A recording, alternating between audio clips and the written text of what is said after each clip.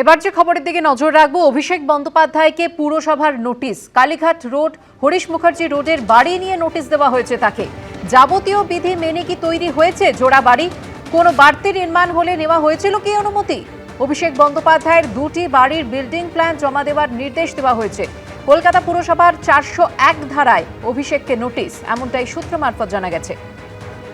অভিষেক বন্দ্যোপাধ্যায়কে পুরসভার notice. Kalighat road এবং হরিশ মুখার্জি রোডের বাড়ি নিয়ে নোটিশ দেওয়া হয়েছে অভিষেক বন্দ্যোপাধ্যায়কে। প্রশ্ন তোলা হয়েছে যে যাবতীয় বিধি মেনে কি তৈরি হয়েছিল জোড়া বাড়ি? কোনো বাড়তি নির্মাণ হয়ে থাকলে নেওয়া হয়েছিল কি অনুমতি? অভিষেক বন্দ্যোপাধ্যায়ের দুটি বাড়ির বিল্ডিং প্ল্যান জমা দেওয়ার নির্দেশ দেওয়া হয়েছে।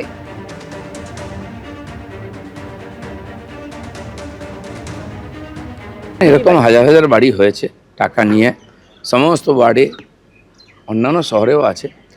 যেটা পুরসভা দেখবে যে বেআইনি হয়েছে সেখানে নোটিশ দেবে এবং তার আইনি যে বৈধতা সেটা প্রমাণ করার চেষ্টা করতে হবে। বেলাগাম দুর্নীতির অভিযোগে মুখ্যমন্ত্রীর লিস্টে 4 জন। ভাইপো অভিষেকের নামে 24টি সম্পত্তি। বেলেঘাটার রাজু নস্করের 18টি সম্পত্তি। কসবার সোনা পাপ্পুর নামে রয়েছে 24টি সম্পত্তি। জাভেদ খানের ছেলের নামে 90টি সম্পত্তি রয়েছে। পুর কমিশনারের কাছে 4 জনের নাম বলেছিলাম। শান্তনু সুজিতের মতো সব দুর্নীতিগ্রস্তরা জেলে যাবে।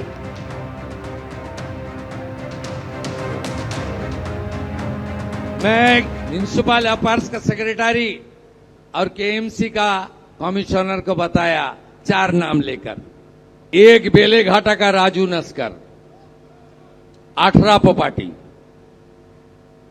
दूसरा कस्बा का सोना पप्पू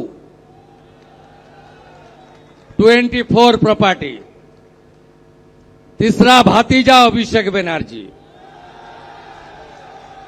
लिप्स एंड बाउंस का 14, अपने नाम में 4, पिताजी का नाम में और भी 6, 24 प्रॉपर्टी। और चौथा नाम सुनना चाहता है, जावेद खान का बेटा 90 प्रॉपर्टी। ये लोग लूटा है,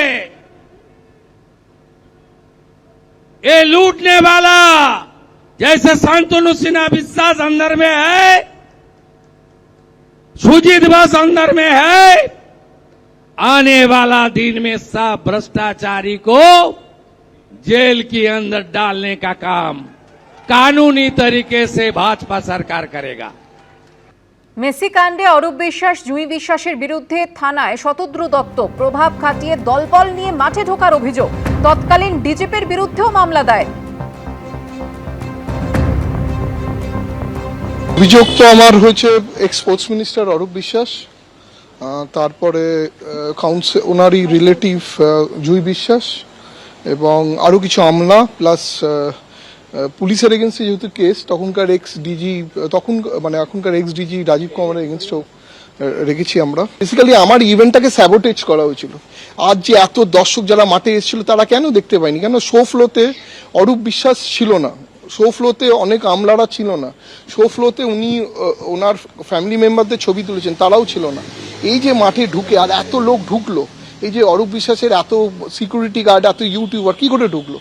তার মানে আমার যে প্রোগ্রামটা উনি ডিরেল করবেন বলেই উনি এইটা করেছেন। ওনাকে অ্যাক্সেস কার্ড দেওয়া বন্ধ করেছিলাম, উনি তারপরে আমাকে হুমকি দিয়েছিলেন মাঠটা আমার, আমি দেখে নেব। আমি যেই অ্যাক্রেডিটেশন কার্ডটা দিয়েছি, আমার কোনো লোক উইদাউট আইডি কার্ড ছিল না মাঠে, এবং মাঠে আমার পিআর আর আমার 2-3 জন টিম ছাড়া মাঠে কেউ ঢোকেনি। বাকি লোক হলো বাইরের লোক এবং অরূপ বিশ্বাসের লোক এবং স্পোর্টস ডিপার্টমেন্টের, সল্টলেক ডিপার্টমেন্টের অনেক পুলিশের লোক ঢুকেছে, তাদের ফ্যামিলিরা ঢুকেছে। আমরা সব আইডেন্টিফাই করছি একটা একটা করে। সিভিল স্যুটও করছি, 50 কোটি টাকার আমি ডিফেমেশন কেস করছি আর 50 কোটি টাকা কম্পেনসেশন ড্যামেজের কেস করছি।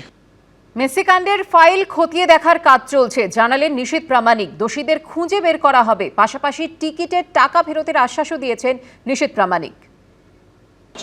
দেখুন, আপনি জানেন যে আমার মন্ত্রণালয়ে বসবার সবেমাত্র 7-8 দিন হয়েছে, 10 দিনও এখনো হয়নি।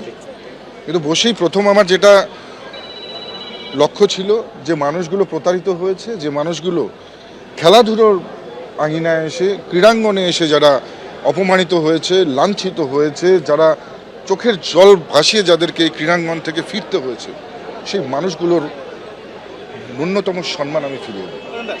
এবং যে কারণে আমি প্রতিজ্ঞাবদ্ধ হয়েছি যে মেসি ফাইল অলরেডি আমরা সেটা তদন্ত চলছে, সেই ফাইলের স্টাডি চলছে এবং নিশ্চিতভাবে এর পেছনে যারা কালপিট রয়েছে তাদেরকে যেমন খুঁজে বের করা হবে, ঠিক একই রকমভাবে আমরা যে এজেন্সি প্রোগ্রাম করেছে তাদেরকে বলেছি যে কোনো প্রকারেই হোক যারা কষ্টার্জিত অর্থ খরচ করে মেসিকে দেখতে এসেছিলেন এবং যাদের অপমানিত হয়ে চূড়ান্ত অপমানিত হয়ে ফিরতে হয়েছে, তাদের প্রত্যেকের কষ্টার্জিত অর্থ ফেরত দিতে হবে।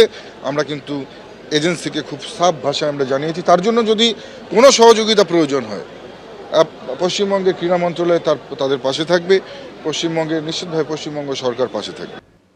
সামনের মাস থেকে আর মিলবে না ইমাম, মুয়াজ্জেম ও পুরোহিত ভাতা। ক্যাবিনেট বৈঠকে সিদ্ধান্ত নিল নতুন সরকার। সরকারের সিদ্ধান্তকে স্বাগত জানিয়েছেন পুরোহিত ও মুয়াজ্জেমরা। তারা চাইছেন উন্নয়নের খাতে খরচ হোক ভাতার টাকা।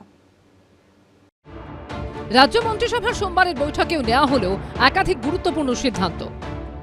ধর্মীয় শ্রেণীবিন্যাসের ভিত্তিতে যে প্রকল্পগুলি চালু ছিল তা আগামী মাস থেকে বন্ধ করে দেওয়া হচ্ছে, অর্থাৎ পুরোহিত ও মুয়াজ্জেম ভাতা বন্ধ করার সিদ্ধান্ত নিল রাজ্য সরকার। তথ্য ও সংস্কৃতি বিষয়ক দপ্তর এবং সংখ্যালঘু বিষয়ক ও মাদ্রাসা শিক্ষা দপ্তরের অধীনস্থ ধর্মীয় শ্রেণী বিন্যাসের ভিত্তিতে প্রদত্ত সহায়তামূলক প্রকল্পসমূহ বন্ধ। এই মাস চলবে, পরের মাস থেকে এটা বন্ধ করা হচ্ছে। এতদিন রাজ্যে ইমামরা পেতেন মাসিক ৩,০০০ টাকা করে, পুরোহিত ও মুয়াজ্জেমরা ১,৫০০ টাকা করে ভাতা পেতেন। ভোট ঘোষণার ঠিক আগের মুহূর্তে তাদের ভাতা বাড়িয়ে মাসিক ২,০০০ টাকা করে তৃণমূল। কিন্তু এবার ধর্মের ভিত্তিতে ভাতা তুলে দেওয়ার সিদ্ধান্ত নিল বিজেপি সরকার। ঠিকই কাজই হয়েছে, কারণ ভাতা দিয়ে কোনো দেশের উন্নতি হয় না। किसी अच्छे काम में अगर लगा रहा है तो ठीक है। ২০১১ সালে রাজ্যে ক্ষমতায় আসার পরের বছরে ২০১২ সালে ইমাম মুয়াজ্জেমদের ভাতা ঘোষণা করেছিলেন মমতা বন্দ্যোপাধ্যায়। তৎকালীন রাজ্য সরকারের এই ঘোষণা নিয়ে কম বিতর্ক হয়নি। এরপর ২০২০ সালের অক্টোবর থেকে পুরোহিতদের জন্য মাসিক ভাতার ঘোষণা করেন মমতা বন্দ্যোপাধ্যায়। বিজেপি সরকার ক্ষমতায় আসার পর এবার ধর্মীয় ভিত্তিতে প্রাপ্ত ভাতা নিয়ে বড় সড় সিদ্ধান্ত নিল। এটা খুব ভালোভাবে দেখছি, কারণ এই ভাতা বা বেকারদের এ দিয়ে কোনো উন্নতি হয় না। সাধারণ মানুষের যত উন্নয়ন হয় আর কি। সরকার যখন আছে যা করতেছে সেটা ভালোই করতেছে। 2000-1000 টাকা ভাতাতে যে তেমন কিছু উন্নতি হয় না, এই জন্য আমার ভাতার প্রতি অত ইন্টারেস্ট নেই। সরকারি কোষাগারের এই বিপুল টাকা বাঁচলে কি অন্য খাতে উপকৃত হবেন যোগ্য প্রাপকরা? প্রদ্যোৎ সরকার, সুদীপ চক্রবর্তী ও বিজন চক্রবর্তীর রিপোর্ট, এবিপি আনন্দ। এবিপি আনন্দ, এগিয়ে থাকে, এগিয়ে রাখে।